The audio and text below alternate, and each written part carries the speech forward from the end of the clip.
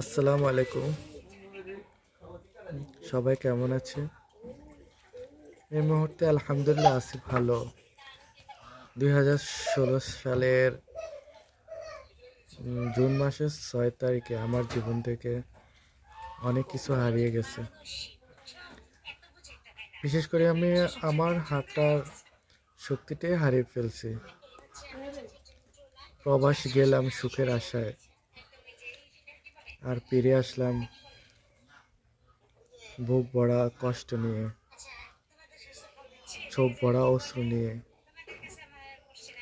এখন আমি আর মানবতার জীবন পার করতেছি। আমার জীবনটা এখন হুইল চেয়ারে, চলাফেরা আমার হুইল চেয়ারে।